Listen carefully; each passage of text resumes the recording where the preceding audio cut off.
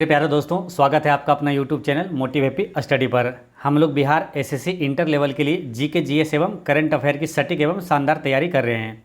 तो आज इस वीडियो में मेडावल हिस्ट्री का पार्ट 2 वीडियो देखेंगे। जो पीछे का वीडियो नहीं देखे हैं वो प्ले लिस्ट में जाकर जरूर देख लीजिएगा, क्योंकि प्राचीन भारत का इतिहास वो समाप्त हो चुका है और आज हम लोग मध्यकालीन इतिहास का पार्ट 2 वीडियो देखेंगे।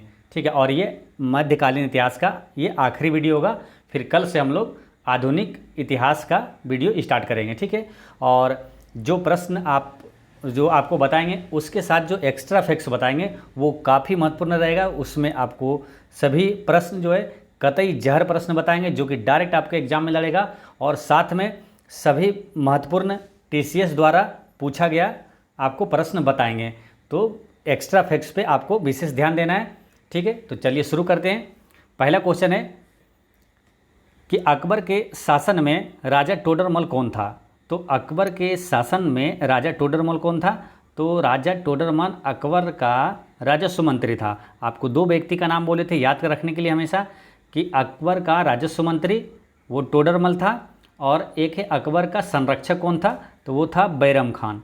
ठीक है, ये दोनों व्यक्ति का नाम याद रखना है अकबर से रिलेटेड। बैरम खान ये अकबर का संरक्षक था। ठीक है, तो यहाँ पर क्या है, टोडरमल क्या था, राजस्व मंत्री, यानी कि वित्तीय सलाहकार हो जाएगा। इसका आंसर करेक्ट आंसर हो जाएगा वित्तीय सलाहकार। ठीक है, और अकबर का संरक्षक पूछे तो हो जाएगा बैरम खान। ठीक है, अब ध्यान से सुनना है, सारे अति महत्वपूर्ण प्रश्न को आपको बता रहे हैं। जैसे अकबर का जन्म पूछे कब हुआ था, तो 15 अक्टूबर 1542 में हुआ। 15 अक्टूबर 1542 में हुआ। ठीक है, आप नोट करते जाइएगा। तो अकबर से एक भी प्रश्न आपसे एग्जाम में नहीं छूटेगा। ठीक है, इसलिए आपको ध्यान रखना है और नोट कर जाइएगा। तो इसके क्या आपको बहुत फ़ायदा होगा और एक भी प्रश्न आपको यहाँ से छूटेगा नहीं। ठीक है, तो अकबर का जन्म हुआ था 15 अक्टूबर 1542 में। कहाँ हुआ था? तो उमरकोट पाकिस्तान में हुआ था, यानी पाकिस्तान के उमरकोट में हुआ था। अकबर किस वंश का शासक था? तो ये अकबर था मुग़ल वंश का शासक था, और मुग़ल वंश का संस्थापक कौन था? तो बाबर था। ठीक है, अकबर कितने वर्ष की उम्र में सम्राट बना था? तो ये लिखना है आपको, अकबर जो है मात्र 13 वर्ष की उम्र में ही ये सम्राट बना था। ठीक है, अब यहाँ से कुछ महत्वपूर्ण प्रश्न और भी आपको लिखना है। मनसबदारी प्रणाली किसने शुरू किया था? तो अकबर ने किया था। दीन इलाही धर्म का स्थापना किसने किया था? तो अकबर ने किया था। फतेहपुर सीकरी का निर्माण किसने करवाया था? तो अकबर ने करवाया था। ये सब काफ़ी महत्वपूर्ण प्रश्न है, और ये सभी प्रश्न जो है ये टीसीएस द्वारा कई बार एग्जामों में, रेलवे एनटीपीसी हो चाहे अन्य एसएससी का एग्जाम हो, उसमें पूछा हुआ है। ठीक है, तो ये ध्यान रखना है, ये सभी प्रश्न आपको नोट करते रहें। जैसे मनसबदारी प्रणाली किसने शुरू किया, ये क्वेश्चन कई बार रिपीट हुआ है। फतेहपुर सीकरी का निर्माण किसने करवाया? बुलंद दरवाजा का निर्माण किसने करवाया? तो अकबर ने करवाया था। इबादत खाना का निर्माण किसने करवाया था? तो अकबर ने करवाया था। और एक क्वेश्चन लिखना है कि किसने 1579 में मजहरनामा जारी किया था? तो अकबर ने किया था। अच्छा, महाभारत को फारसी में अनुवाद किसने करवाया था? तो अकबर ने करवाया था। अकबर के आदेश पर किसने किया था? तो फैजी और बदायूनी ने महाभारत को फारसी भाषा में अनुवाद किया था। अच्छा, कौन सा शासक जो है, ये कौन सा मुग़ल सम्राट जो है अशिक्षित था? तो यही अकबर था जो कि अशिक्षित था। ठीक है, अकबर का राजस्व मंत्री पूछे या तो वित्तीय सलाहकार, तो टोडरमल हो जाएगा। अकबर का संरक्षक बैरम खां है। अकबरनामा के लेखक कौन है? तो अकबरनामा का लेखक है अबुल फजल। अकबरनामा का लेखक है अबुल फजल। नवरत्न किसके दरबार में रहता था? तो नवरत्न दो लोगों के दरबार में रहता था, एक है अकबर और एक था चंद्रगुप्त द्वितीय। ठीक है, तो ये दोनों को याद रखना है। चंद्रगुप्त द्वितीय के दरबार में भी नवरत्न रहता था, और अकबर के दरबार में भी नवरत्न रहता था। ठीक है, और मुग़ल काल की आधिकारिक भाषा क्या है? तो फारसी है। और गुप्त काल की आधिकारिक भाषा पूछे तो हो जाएगा संस्कृत, है ना। मुग़ल काल की फारसी, मुग़ल का फारसी, और गुप्त संस्कृत। ठीक है, अब एक बार अकबर के बारे में जो निर्माण करवाया था उनका महत्वपूर्ण एक बार फिर से आपको समझाते हैं। जैसे फतेहपुर सीकरी, ठीक है, एक बार ध्यान से सुनना। देखिए, मनसबदारी प्रणाली, दीन इलाही, फतेहपुर सीकरी का निर्माण, बुलंद दरवाज़ा, इबादत खाना और मजहरनामा जारी किया था किसने? अकबर ने किया था। ठीक है, तो ये सभी प्रश्न आपको याद रखना है। नेक्स्ट है सही कालानुक्रमिक क्रम में निम्नलिखित 4 संतों ने जन्म लिया। यानी कि ये 4 संत ऑप्शन में दिया हुआ, जैसे कबीर है, नानक है, चैतन्य है और तुलसीदास है। अब इसके बारे में पूछा है कि सही कालानुक्रमिक क्रम में निम्नलिखित 4 संतों ने जन्म लिया, यानी कि इसका सही क्रम बताना है। तो इसका आंसर जानने के लिए आपको सबका जन्म जानना जरूरी है, ठीक है। यानी कबीर का जन्म कब हुआ था? तो कबीर का जन्म हुआ था 1398 ईस्वी में, ठीक है। और गुरु नानक देव का जन्म कब हुआ था? तो 1469 ईस्वी में हुआ था, ठीक है। तो ये दोनों ध्यान रखना है। कबीर का हो गया 1398, नानक का हो गया 1469 और आगे कौन है? चैतन्य, है ना। तो चैतन्य महाप्रभु का जन्म कब हुआ था? तो चैतन्य महाप्रभु का जन्म हुआ था 1486 में हुआ था और तुलसीदास का जन्म हुआ था 1511 में हुआ था। तो ये तो सीरियल से ही लग रहा है ना। देखिए ये 1486 है, ये 1511 है और पहले का कबीरदास का था 1398 और गुरु नानक देव का है 1469। यानी कि इसका करेक्ट आंसर होगा ऑप्शन नंबर एक ही होगा। 1, 2, 3, 4 इसका करेक्ट आंसर है, ठीक है। अब बात करते हैं एक एक प्रश्न, अति महत्वपूर्ण प्रश्न सभी के बारे में। जैसे कबीर के बारे में क्या आप याद कर सकते हैं? कबीर के गुरु कौन थे? तो रामानंद थे। अच्छा, एक बीजक पुस्तक है, काफ़ी महत्वपूर्ण है। बीजक पुस्तक के लेखक कौन थे? तो कबीर ही थे। और गुरु नानक देव का जन्म हुआ था कहाँ? तो तलवंडी में हुआ था, जिसका नाम अभी क्या है? ननकाना साहिब रख दिया गया और ये कहाँ है? पाकिस्तान में है। और 1469 में गुरु नानक देव का जन्म हुआ था और ये सिख धर्म के संस्थापक थे। चैतन्य महाप्रभु की बात करें तो इनसे एक प्रश्न आ जाएगा कि चैतन्य महाप्रभु का जन्म तो हुआ था 1486 में और इनका संबंध कहाँ से है, ठीक है। तो ये ध्यान रखना है, इनका संबंध कहाँ से? बंगाल से। चैतन्य महाप्रभु का जन्म कहाँ हुआ था? पश्चिम बंगाल में हुआ था। तुलसीदास का जन्म की बात करें तो 1511 में हुआ था और रामचरितमानस के लेखक कौन थे? तो तुलसीदास थे, ठीक है। तो ये ध्यान रखना है। नेक्स्ट है क्वेश्चन नंबर है 28 में कि शेर शाह अच्छी तरह से अपने प्रशासनिक कौशल के लिए प्रसिद्ध है, विशेष रूप से अपने किसके लिए? क्रय विक्रय नियंत्रण प्रणाली के लिए, या तो भूमि राजस्व प्रणाली के लिए, मनसबदारी प्रणाली के लिए, या न्याय वो आदेश के लिए। तो शेर शाह अच्छी तरह सबसे ज़्यादा फेमस था भूमि राजस्व प्रणाली के लिए, है ना। तो शेर शाह किस में सबसे अधिक प्रशासनिक कौशल के लिए फेमस था? तो भूमि राजस्व प्रणाली के लिए। अब शेर शाह के बारे में सभी प्रश्न आपको जानना है। जैसे कि शेर शाह का जन्म कहाँ हुआ था? तो सासाराम में हुआ था। शेर शाह का मकबरा कहाँ है? तो वो भी सासाराम हो जाएगा। यानी कि दोनों महत्वपूर्ण प्रश्न और ज़्यादा बार रिपीट होता है शेर शाह का मकबरा। तो रेलवे एनटीपीसी में क्वेश्चन पूछा गया था कि शेर शाह सूरी का मकबरा कहाँ है? तो सासाराम में है। और ये प्रश्न बिहार एसएससी सीजीएल 2022 में भी पूछा गया था कि शेर शाह सूरी का मकबरा कहाँ है। कई बार बीपीएससी में भी ये क्वेश्चन पूछा गया, यानी कि ये क्वेश्चन हमेशा रिपीट होते रहता है। शेर शाह सूरी का मकबरा कहाँ है? तो सासाराम में है, ये याद रखना है, ठीक है। तो टीसीएस द्वारा ही कई बार एग्जामों में ये पूछा हुआ है सासाराम, ठीक है। तो शेर शाह सूरी का जन्म और मकबरा दोनों एक ही जगह है, सासाराम में, बिहार के सासाराम में, ठीक है। शेर शाह का बचपन का नाम क्या था? तो फरीद खान था। शेर शाह के बचपन का नाम क्या था? फरीद खान था। और ऐसा कहा जाता है कि एक बार इसने शेर को मार दिया था, तो इसका नाम शेर शाह सूरी हो गया था, ठीक है। तो इसका नाम शेर शाह सूरी सब कहने लगा था। इसका नाम बचपन का नाम था फरीद खान था, ठीक है। अच्छा, पटना को प्रांतीय राजधानी किसने बनाया था? तो शेर शाह सूरी ने बनाया था। ग्रांड ट्रंक रोड किसने बनवाया था? तो शेर शाह सूरी ने ही बनवाया था। एक क्वेश्चन ये आता है कि किस भारतीय राजा ने एक चांदी का सिक्का जारी किया और इसे 16वीं शताब्दी में रुपया कहा था? यानी कि रुपये का सिक्का किसने जारी किया था? तो ये शेर शाह सूरी ने किया था, ठीक है। इनका 2 प्रसिद्ध युद्ध है, याद रखना है। चौसा का युद्ध कब हुआ था? तो डायरेक्ट क्वेश्चन यहाँ से पूछा जाता है कब हुआ था, और ये भी पूछा जाएगा किसके बीच हुआ था। तो चौसा का युद्ध हुआ था 1539 में और कन्नौज का युद्ध हुआ था 1540 में, ठीक है। ईस्वी याद करना है, आसान से याद हो जाएगा। एक शब्द बोलना है चौक, है ना, सीरियल से हो जाएगा चौक, यानी कि 3940 चौक बोलना है ना। चौक यानी कि चौसा का युद्ध 1539 और कन्नौज का युद्ध 1540 में हुआ था। चौसा का युद्ध किसके बीच हुआ था? तो ये हुआ था शेरशाह सूरी और हुमायूं के बीच हुआ था, जिसमें शेरशाह विजय हुआ था और हुमायूं को भागना पड़ा था। ठीक है,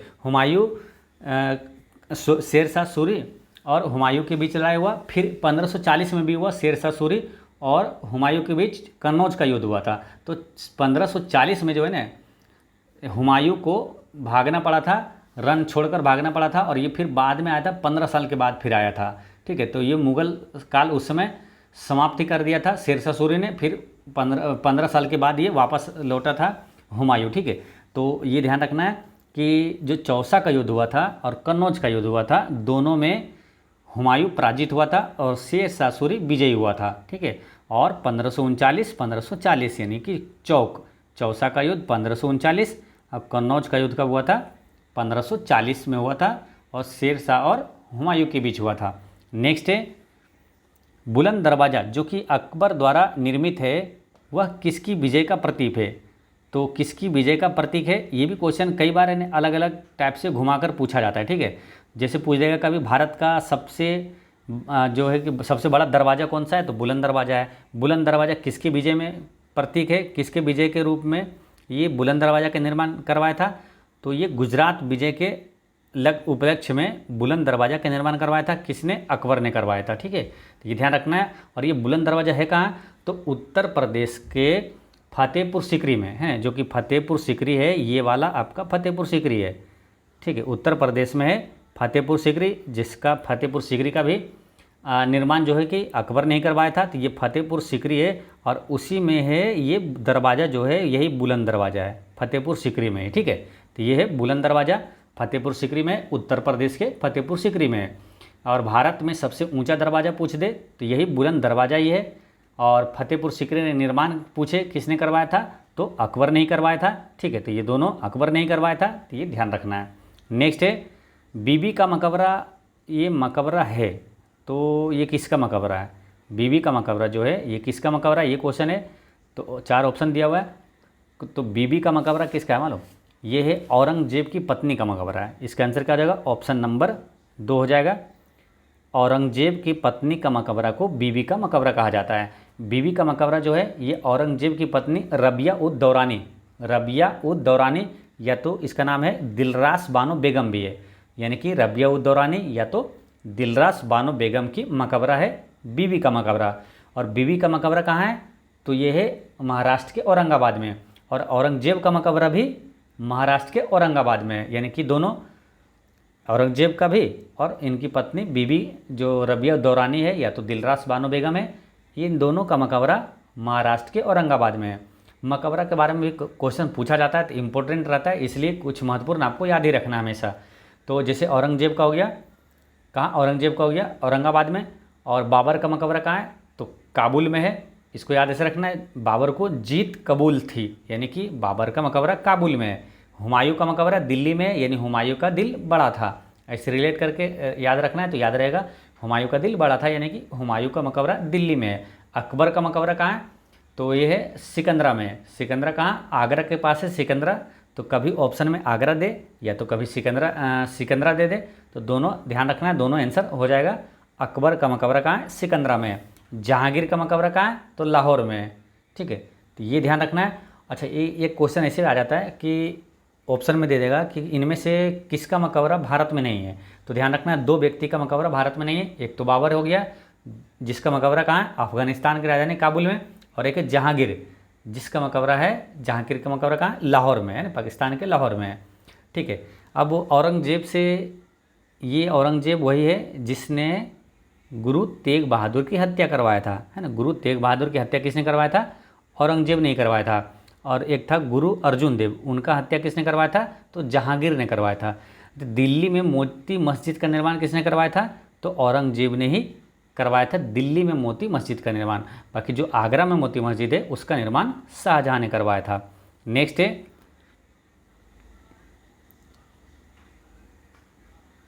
निम्नलिखित प्रदेशों या राज्यों में से एक है जो अकबर के शासनकाल के अंतर्गत मुगल साम्राज्य की सीमाओं के बाहर था। तो अकबर के शासनकाल के अंतर्गत मुगल साम्राज्य की सीमा से बाहर था कौन? बीजापुर। बीजापुर कहाँ था? तो ये कर्नाटक में। बाकी खंडेश, काबुल और कश्मीर ये अकबर के शासनकाल के अंतर्गत ही था, मुग़ल साम्राज्य की सीमा में था ये सब। लेकिन बीजापुर ये कर्नाटक में था। और बीजापुर से भी एक प्रश्न आता है कि गोल गुम्बज, जो कि गोल गुम्बज का संबंध किससे है और गोल गुम्बज है कहाँ, तो भारत के किस राज्य में है गोल गुम्बज, तो ये कर्नाटक के बीजापुर में ये, ठीक है। और एक प्रश्न आएगा ये कि किसने गोल गुम्बज का निर्माण करवाया था, तो मोहम्मद आदिल शाह ने करवाया था, है ना। गोल गुम्बज का निर्माण किसने करवाया था, तो मोहम्मद आदिल शाह ने गोल गुम्बज का निर्माण करवाया था, ठीक है। नेक्स्ट क्वेश्चन है, भारत के प्रसिद्ध मयूर सिंहासन वो कोहिनूर हीरे को ले गया था, तो कौन ले गया था, भारत के प्रसिद्ध मयूर सिंहासन और कोहिनूर हीरे को ले गया था, ये नादिर शाह ले गया था, ठीक है। नादिर शाह जब भी आए तो पहले तो याद रख लीजिए कि कोहिनूर हीरा ले गया था किसने, नादिर शाह ने। और नादिर शाह यानी कि ईरान का नेपोलियन, ईरान का नेपोलियन किसे कहा जाता है, नादिर शाह को कहा जाता है। और भारत का नेपोलियन किसे कहा जाता है, तो भारत का नेपोलियन समुद्रगुप्त को कहा जाता है। अच्छा, नादिर शाह ने कब भारत पर आक्रमण किया और दिल्ली को लूटा था, तो भारत पर आक्रमण किया था नादिर शाह कब, 1739 में नादिर शाह ने भारत पर आक्रमण किया था। और जब नादिर शाह के आक्रमण के दौरान भारत का शासक कौन था उस समय, तो मोहम्मद शाह था, ठीक है। मोहम्मद शाह उस समय भारत का शासक था। अब रही बात यहाँ पर है अब अहमद शाह अब्दाली, इससे भी एक प्रश्न पूछा जाता है कि पानीपत का जो तीसरा युद्ध हुआ था 1761 में, वो किसके बीच हुआ था, तो अहमद शाह अब्दाली और मराठा के बीच हुआ था, जिसमें अहमद शाह अब्दाली जो है विजयी हुआ था और मराठों की बुरी तरह हार हुई थी, ठीक है। मोहम्मद गौरी कौन था, तो ये मोहम्मद गौरी अफ़गान सेनापति था और कुतुबुद्दीन ऐबक जो है ये मोहम्मद गौरी का ही गुलाम था। मोहम्मद गौरी का गुलाम था कुतुबुद्दीन ऐबक और कुतुबुद्दीन ऐबक का गुलाम था इल्तुतमिश, ठीक है। रॉबर्ट क्लाइव से याद रखना क्या कि बंगाल में द्वैध शासन जो प्रणाली है किसने लागू किया था, तो रॉबर्ट क्लाइव ने ही लागू किया था 1765 में। और जो बंगाल में द्वैध शासन प्रणाली को समाप्त किसने किया था, तो वारेन हेस्टिंग्स ने किया था 1772 में। नेक्स्ट है, निम्नलिखित में से किस शासक ने ग्रांड ट्रंक रोड का निर्माण करवाया था, तो आपको मालूम है ग्रांड ट्रंक रोड का निर्माण शेरशाह सूरी ने करवाया था। ग्रांड ट्रंक रोड का निर्माण शेरशाह सूरी ने करवाया था। शेरशाह सूरी का मकबरा और जन्म दोनों कहाँ हुआ, सासाराम में है। बचपन का नाम फरीद खान। पटना को प्रांतीय राजधानी किसने बनाया, शेरशाह सूरी ने बनाया था। और 16वीं शताब्दी में चांदी का सिक्का का रुपया किसने पेश किया था, तो शेरशाह सूरी ने किया था। और शेरशाह सूरी किस प्रशासनिक कौशल के लिए प्रसिद्ध था, तो भूमि राजस्व प्रणाली के लिए ये फेमस था। और ग्रांड ट्रंक रोड का निर्माण शेरशाह सूरी ने करवाया था। शेरशाह सूरी और किसका, हुमायूं के बीच दो युद्ध था, कौन कौन सा, चौक बताए थे ना, चौक यानी कि चौसा का युद्ध और कन्नौज का युद्ध 1539-1540 में, जिसमें शेरशाह सूरी विजयी हुआ था। विजयनगर साम्राज्य का हिंदू राजवंश निम्नलिखित की पराजय से समाप्त हुआ था। तो विजयनगर साम्राज्य का हिंदू राजवंश जो है ये किसकी पराजय से समाप्त हुआ था, तो ये राम राय के पराजय से समाप्त हुआ था। याद रखना है, किसके, राम राय के पराजय से समाप्त हुआ था हिंदू राजवंश, ठीक है। विजयनगर साम्राज्य का हिंदू राजवंश। अब विजयनगर साम्राज्य ये अपने आप में काफ़ी महत्वपूर्ण है। यहाँ से डायरेक्ट क्वेश्चन आता है कि विजयनगर साम्राज्य का संस्थापक कौन था, तो हरिहर एवं बुक्का था। कब स्थापना किया था, तो 1336 ईस्वी में किया था, ठीक है। विजयनगर साम्राज्य का स्थापना 1336 में हरिहर एवं बुक्का ने किया था। विजयनगर साम्राज्य पर कितने राजवंशों ने शासन किया था, तो विजयनगर साम्राज्य पर 4 राजवंशों ने शासन किया था। अब कौन कौन सा शासक था, राजवंश था और उसका संस्थापक कौन था, ये प्रश्न पूछा जाता है। तो पहले 4 था, कौन कौन, याद रखना है कि संगम वंश था, ठीक है, एक था संगम वंश, फिर था एक सालूब वंश, फिर एक तीसरा है तुलुब वंश और चौथा है आरबीडू वंश। ये चारों ने विजयनगर साम्राज्य पे शासन किया था। संगम वंश का संस्थापक कौन था, तो वही था हरिहर एवं बुक्का, यानी कि जिसने विजयनगर साम्राज्य की स्थापना किया। और संगम वंश का स्थापना हरिहर एवं बुक्का ने किया था। सलूब वंश का संस्थापक कौन था, तो सालुब नरसिंह था। याद रखना, काफ़ी महत्वपूर्ण है, क्वेश्चन पूछा हुआ है। सालुब वंश राजवंश का संस्थापक कौन था, तो सालुब नरसिंह था। तुलुब वंश का संस्थापक कौन था, तो वीर नरसिंह था। देखिए सालुब वंश में आ जाएगा, उसका नाम से ये सालुब नरसिंह, सालुब वंश में सालुब नरसिंह और तुलु वंश में है वीर नरसिंह, है ना, वीर नरसिंह। और अरुबिडी वंश का संस्थापक है त्रिमूल देवराय, त्रिमूल देवराय जो कि राम राय का भाई था, है ना, राम राय का भाई था त्रिमूल देवराय, जिसने आरबीडू वंश का स्थापना किया था। तो ये चारों याद रखना है आपको। संगम वंश का संस्थापक हरिहर एवं बुक्का, सालुब वंश का संस्थापक सालुब नरसिंह, तुलु वंश का संस्थापक वीर नरसिंह और आरबीडू वंश का संस्थापक त्रिमूल देव राय था। नेक्स्ट है लाख वक्स की उपाधि किस सुल्तान को दी गई थी? लाख वक्स की उपाधि दिया गया था कुतुबुद्दीन ऐबक को दिया गया था। लाख वक्स की उपाधि किस सुल्तान को दी गई? कुतुबुद्दीन ऐबक को दिया गया था। कुतुबुद्दीन ऐबक कौन था?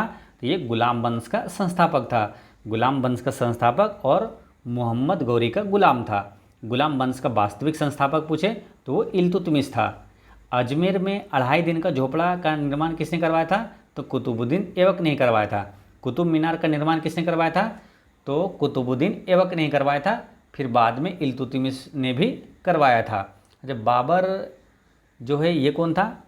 तो मुगल वंश का संस्थापक था। इल्तुतमिश से बात करें तो इक्टा प्रणाली ये किसने शुरू किया था? तो इल्तुतमिश ने शुरू किया था। रजिया सुल्तान से याद रखना क्या, ये भारत की पहली मुस्लिम महिला शासिका कौन थी?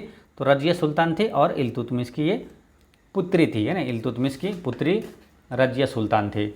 नेक्स्ट है चौसा का युद्ध किन के बीच हुआ था? तो आपको याद करवाए थे चौक, यानी कि दोनों चौसा का युद्ध और कन्नौज का युद्ध दोनों ये किसके बीच हुआ? शेरशाह सूरी और हुमायूं के बीच हुआ था, जिसमें शेरशाह सूरी दोनों में विजयी रहा था। तो चौसा का युद्ध किसके बीच हो जाएगा? शेरशाह और हुमायूं। यहाँ पर है ऑप्शन नंबर 3 में शेरशाह हुमायूं और शेरशाह जो है ये विजयी हुआ था। चौसा का युद्ध कब हुआ था? तो चौक यानी कि 1539 ठीक है, तो आसानी से याद हो गया होगा आपको, ठीक है। और ये चौसा है कहाँ? तो बिहार में बक्सर के निकट कर्मनाशा नदी के किनारे चौसा नामक एक छोटा सा कस्बा है, उसे ही चौसा कहा गया। चौसा है वो, और उसे ही चौसा युद्ध का नाम दिया, वहीं पर ये युद्ध हुआ था।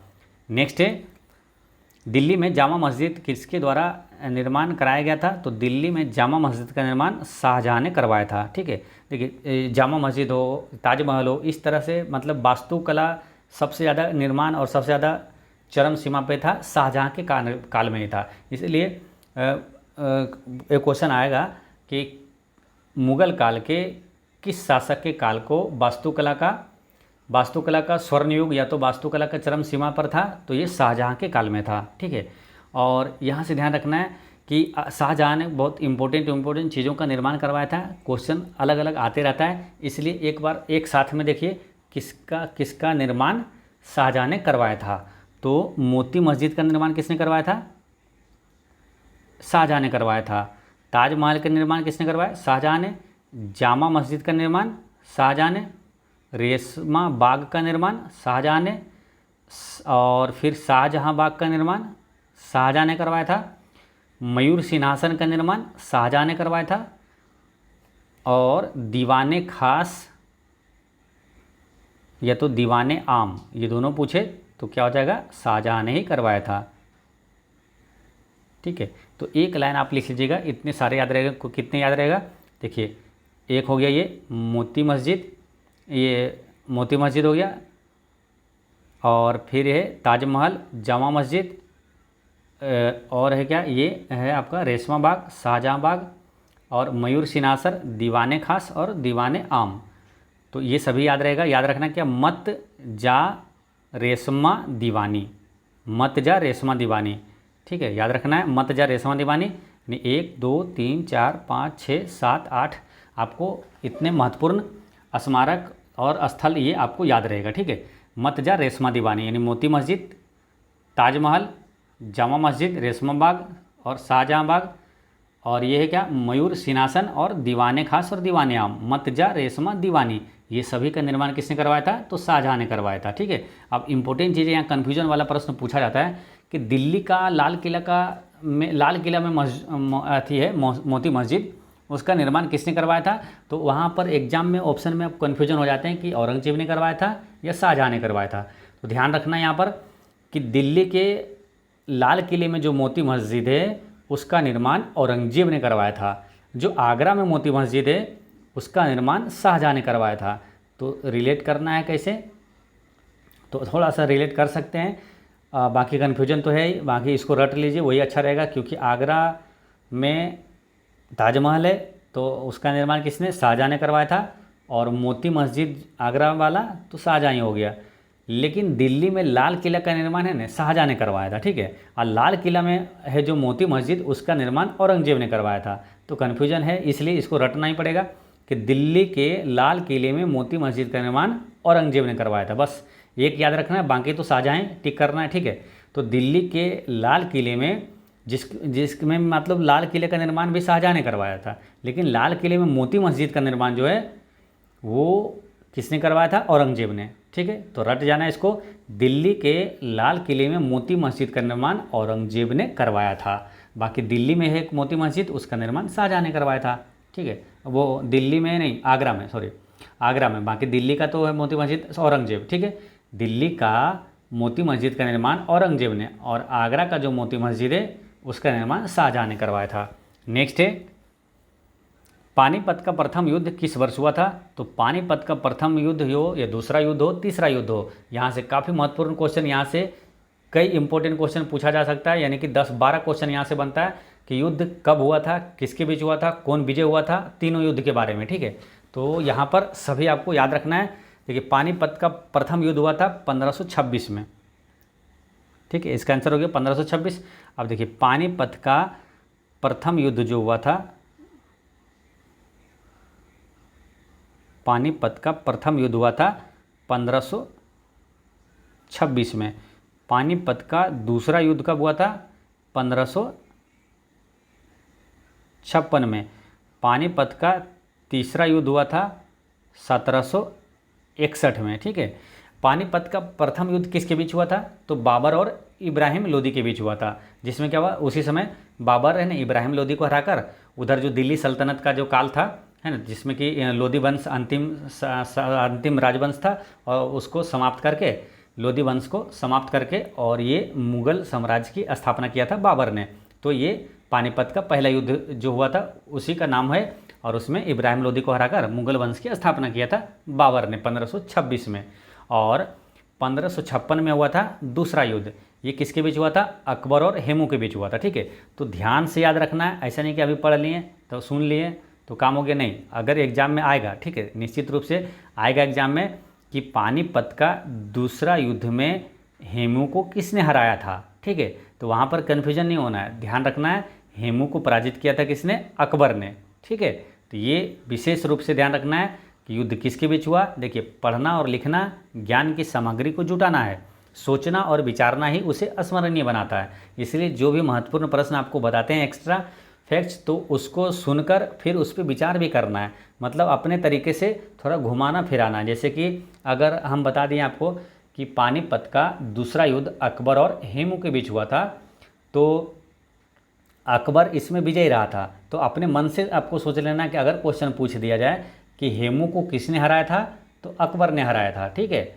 या तो हेमू को किसने हराया था, अकबर ने पराजित किया था। या तो क्वेश्चन ऐसे पूछ दिया जाए कि पानीपत का दूसरा युद्ध में अकबर ने किसे पराजित किया था, तो हेमू को पराजित किया था। मतलब इस तरह से आपको जब सोचते हैं ना, तो आपको बहुत अच्छे से याद हो जाता है हमेशा हमेशा के लिए। इसलिए सोचना बहुत ज़रूरी होता है, और ये काफ़ी फ़ायदा करता है। अगर आप 2 घंटा पढ़ते हैं तो ये जो सोचने की अगर स्टाइल, अगर अपने लाइफ स्टाइल में अगर ये शामिल कर लीजिएगा, तो ये आपके 10 घंटा के बराबर काम करेगा। यानी कि आप पढ़ के उठते हैं, चाहे कहीं भी पढ़ाई करें, पढ़ने के उठने के बाद अगर कोई भी काम करें, तो आप पढ़ी हुई चीज़ों को सोचिए, ठीक है, वही सोचिए। देखिए इंसान क्या करता है 24 घंटे में, मतलब अधिक से अधिक 98% जो समय है वो फालतू की बातों में ही सोचने में टाइम वेस्ट हो जाता है, ठीक है। इसलिए क्यों ना ये चीज़ आप अपने लाइफ स्टाइल में शामिल कीजिए कि पढ़ी हुई चीज़ों को ही सोचें, यानी कि काम वाले चीज़ ही सोचें, ठीक है।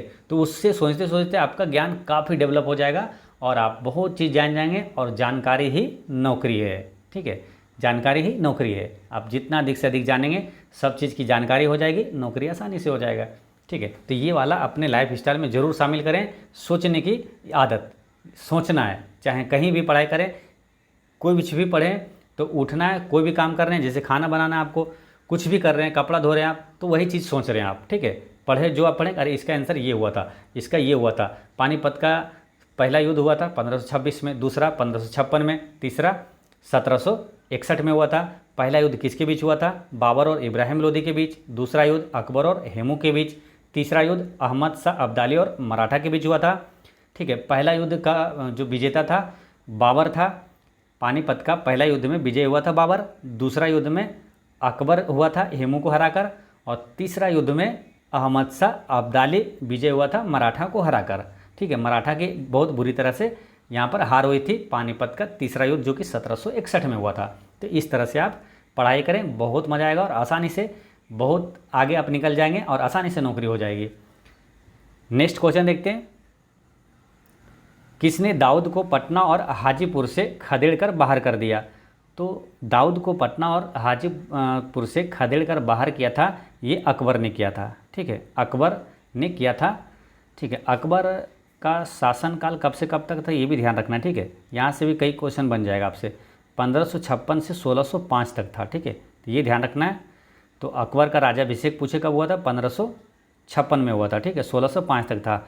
अकबर जो है ये दाऊद को पटना और हाजीपुर से खदेड़कर बाहर कर दिया था, ठीक है। अकबर ने 1574 में दाऊद खान खर्रानी, इसका नाम था, को पटना और हाजीपुर से खदेड़ने के लिए व्यक्तिगत रूप से बिहार अभियान किया था, ठीक है। तो ये ध्यान रखना है, व्यक्तिगत रूप से उसको खदेड़ने के लिए भी बिहार अभियान किया था। अच्छा, एक क्वेश्चन याद रखना है आपको पटना से कि बहाबी आंदोलन का मुख्य केंद्र कहाँ था? तो पटना था, ठीक है। ये ध्यान रखना है, बहाबी आंदोलन का मुख्य केंद्र कहाँ था? तो पटना था। बाकी अकबर के बारे में आपको पूरा डिटेल में बता चुके हैं। नेक्स्ट है, अकबर के दरबार में कितने रत्न थे? काफ़ी इजी क्वेश्चन है, 2017 में पूछा हुआ है। देखिए, तो अकबर के राज दरबार में कितने रत्न थे? तो 9 रत्न थे, ठीक है। 9 रत्न अकबर के दरबार में थे, और एक और किसके दरबार में थे?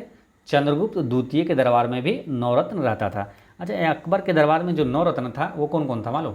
एक था अबुल फजल, दूसरा फैजी, फिर तानसेन, फिर बीरबल, फिर टोडरमल, मान सिंह और अब्दुल रहीम खाने खाना, फ़कीर अजीउद्दीन और मुल्ला दो प्याजा, ठीक है। एक बार फिर समझिए, 9 रत्न जो था अबुल फजल, फैजी, तानसेन, बीरबल, 4 हो गया, टोडरमल, मानसिंह, अब्दुल रहीम खाने खाना और फ़कीर अजीउद्दीन और मुल्ला दो प्याजा था, ठीक है। तो ये 9 रत्न अकबर के दरबार में रहता था। अब इसमें भी कुछ इंपॉर्टेंट जो जैसे 9 रत्न है, इसमें से क्वेश्चन पूछा जाता है। जैसे अबुल फजल की बात करें तो ये कौन था? अबुल फजल अकबरनामा के लेखक कौन है? तो अबुल फजल ही था, ठीक है। फैजी जो था, फैजी और बदायूनी ने अकबर के कहने पर महाभारत का फारसी में अनुवाद किया था। और बात करते हैं किसका? बीरबल का। तो बीरबल क्या है? इससे बीरबल से क्वेश्चन आता है क्या कि दीन इलाही धर्म को सबसे पहले किसने अपनाया था? तो बीरबल ने ही अपनाया था। टोडरमल से क्या पूछा जाता है? तो टोडरमल से कि अकबर का राजस्व मंत्री कौन था? तो टोडरमल था। मान सिंह से क्या आएगा? तो अकबर का जो प्रधान सेनापति था वो मान सिंह था, है ना। अकबर का प्रधान सेनापति कौन था? तो मान सिंह था, मान सिंह, ठीक है। और तो ये सभी चीज़ें ध्यान रखना है। अकबरनामा के बता दिए लेखक अबुल फजल।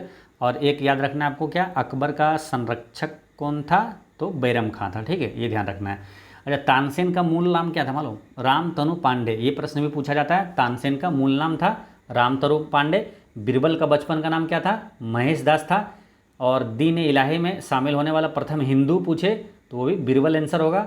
अकबर का राजस्व मंत्री या तो वित्तीय सलाहकार पूछे तो टोडरमल हो जाएगा, ठीक है। तो ये सभी चीज़ें ध्यान रखना है। और 9 रत्न जो है ये अकबर और चंद्रगुप्त द्वितीय, ये दोनों के दरबार में रहता था।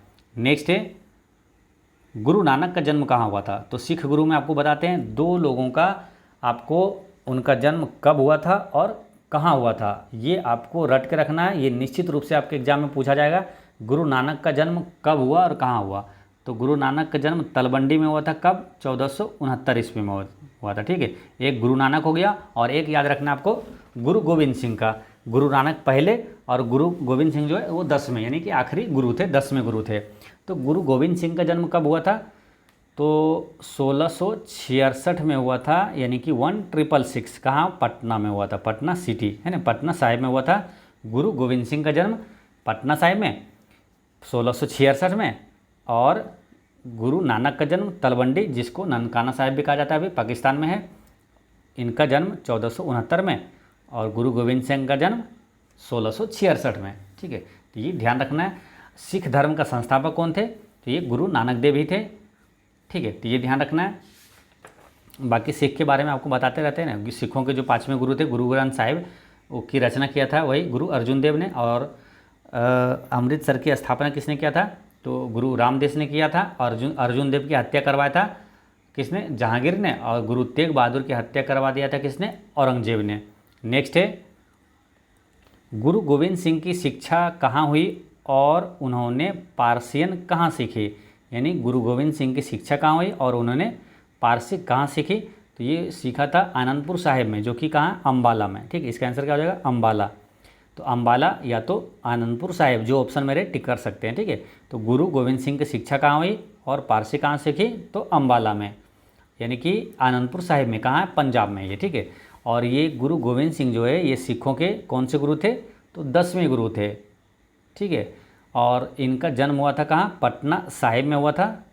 और कब हुआ था? 1666 में, यानी 1666, वो 1666 में हुआ था। खालसा पंथ की स्थापना किसने किया था? तो गुरु गोविंद सिंह ने किया था। कब? 1699 में किया था। और 5 ककार का सिद्धांत किसने दिया था? तो गुरु गोविंद सिंह ने दिया था। 5 ककार 5 ककार का मतलब क्या होता है? एक को का मतलब होता है केस, फिर कंघा, कड़ा, कृपान, कंघा और कच्छा। ये 5 ककार है, केस, कड़ा, कृपान, कंघा और कच्छा। ये सिद्धांत किसने दिया था? तो ये दिया थे कौन? गुरु गोविंद सिंह ने दिया था। नेक्स्ट है, कुतुब मीनार का निर्माण किसके द्वारा पूरा किया गया था? तो कुतुब मीनार का निर्माण पूरा किसके द्वारा किया गया था? तो इल्तुतमिश के द्वारा किया गया था। कुतुब मीनार का नींव किसने रखा? तो ये कुतुबुद्दीन ऐबक ने रखा था। ठीक है, देखिए ध्यान रखना है आपको। कुतुब मीनार की बात करें तो ये मान के चलिए कुतुब मीनार है। ठीक है, तो इसमें 5 मंजिला था। कुतुब मीनार कितना मंजिला है? 5 मंजिला है। 1 2, एक हो गया, 2 हो गया, 3 4 5। ठीक है, ये 5 मंजिला था। 1 2 3 4 5। ठीक है, तो 5 मंजिला ये थी कुतुब मीनार था। तो कुतुब मीनार के यहाँ से डीपली क्वेश्चन अगर पूछा जाता है, हार्ड क्वेश्चन, तो पहला ये क्वेश्चन आएगा कि कुतुब मीनार का नींव किसने रखा? तो यानी कि पहला जो है ग्राउंड फ्लोर ये किसने बनाया था? तो कुतुबुद्दीन ऐबक ने बनाया था। ठीक है, बाकी ये 3 फ्लोर जो है ये इल्तुतमिश ने बनाया था। 3 फ्लोर जो है ये इल्तुतमिश ने बनाया, तो ये 4 हो गया। और आखिरी मंजिल का निर्माण किसने करवाया था?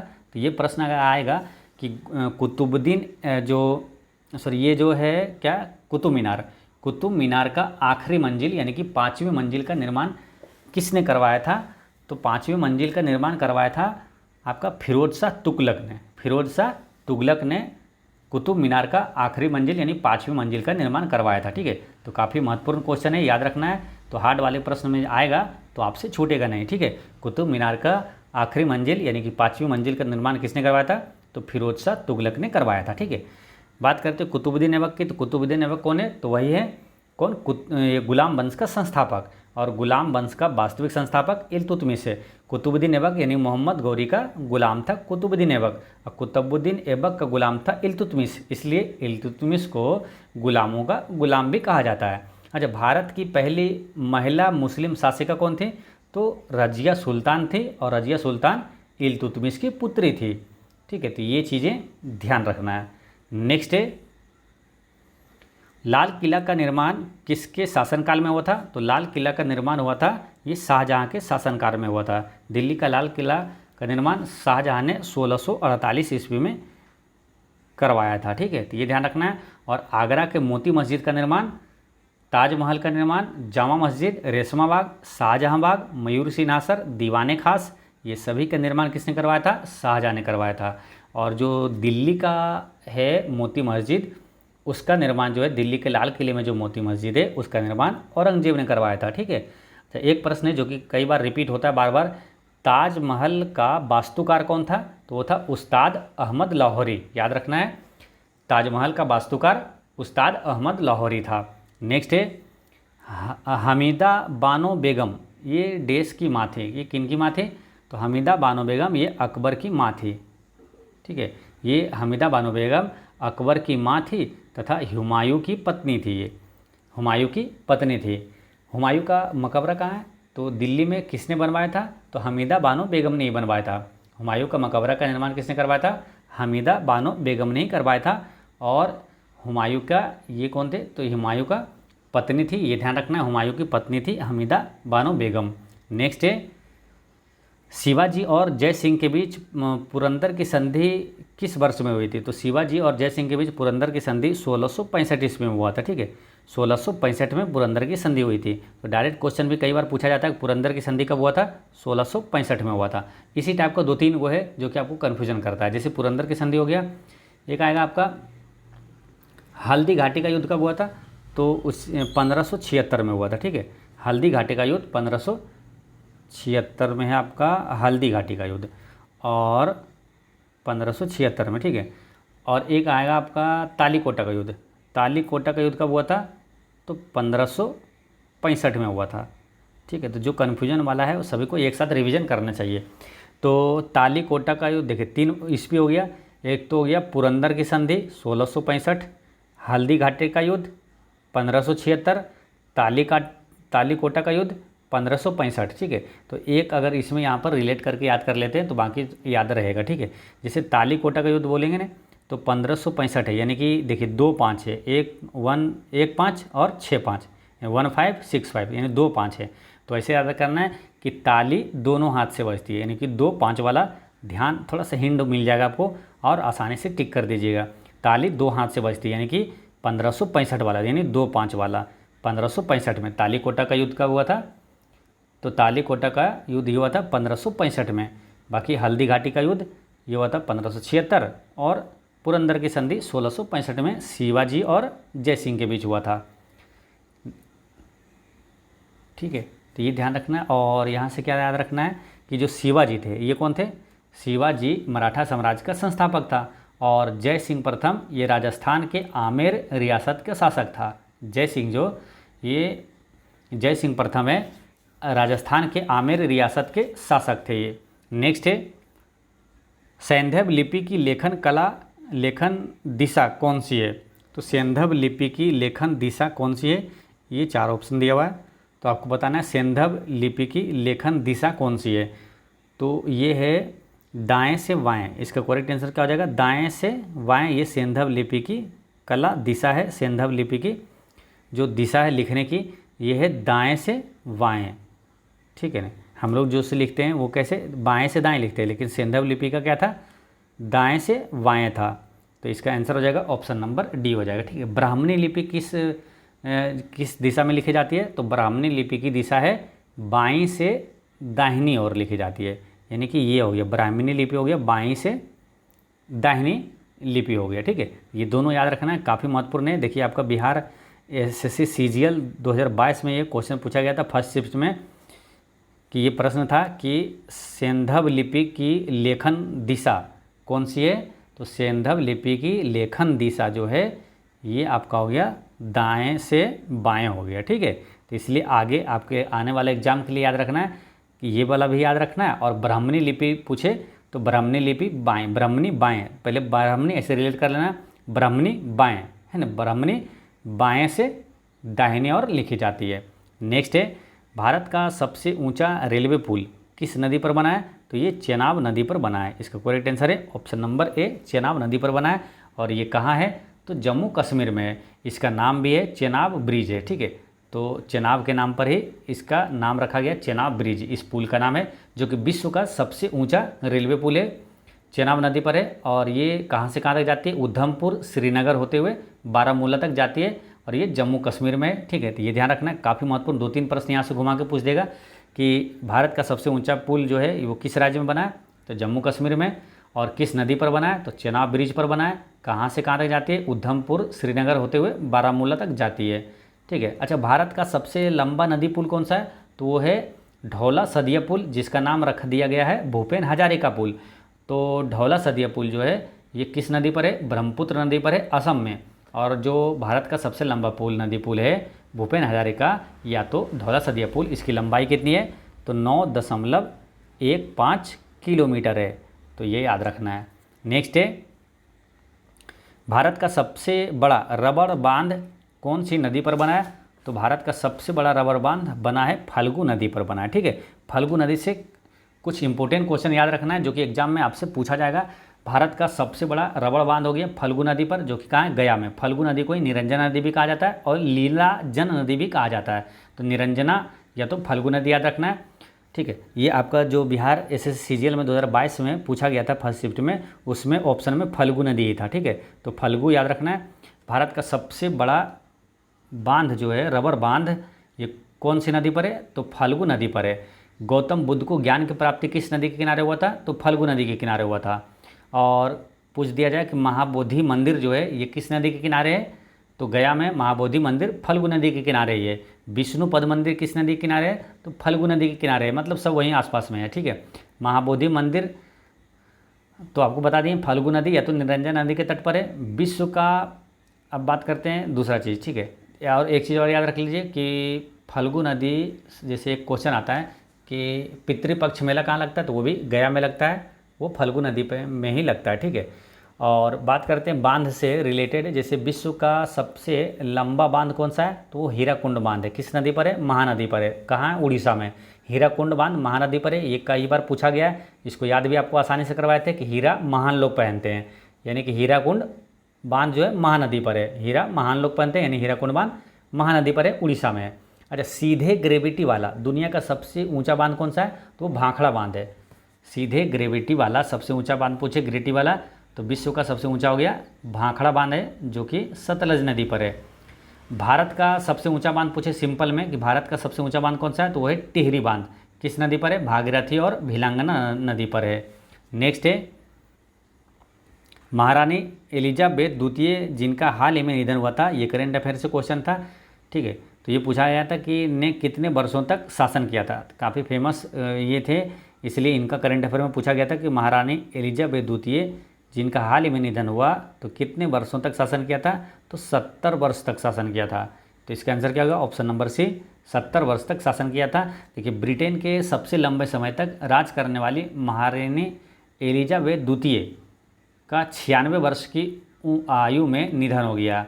और कब हुआ था निधन इनका? 8 सितंबर 2022 में हुआ था। 1952 में ये ब्रिटेन के उत्तराधिकारी बनी थी। 1952 में बनी थी और कब तक थी? 2022 तक, यानी कि 70 वर्ष तक ये शासन किया था। ठीक है, काफ़ी लंबे समय तक, इसलिए ये पूछा गया प्रश्न है, काफ़ी महत्वपूर्ण था। तो महारानी एलिजाबेथ 1952 से 2022 तक ये शासन किया था।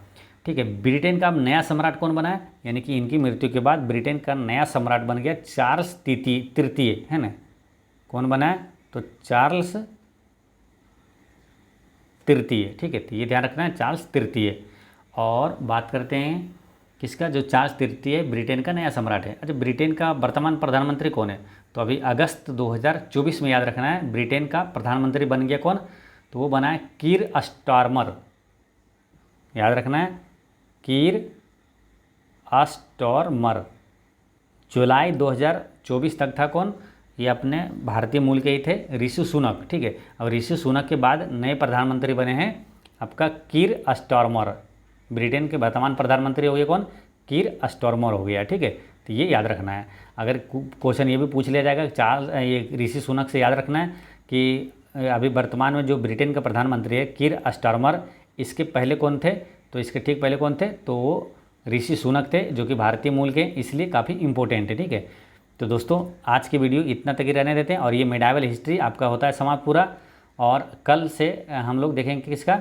तो आधुनिक भारत का इतिहास है ना, आधुनिक यानी कि मॉडर्न हिस्ट्री के बारे में कल पढ़ेंगे। ठीक है, तो मिलते हैं नेक्स्ट वीडियो में। पढ़ते रहें, मुस्कुराते रहें।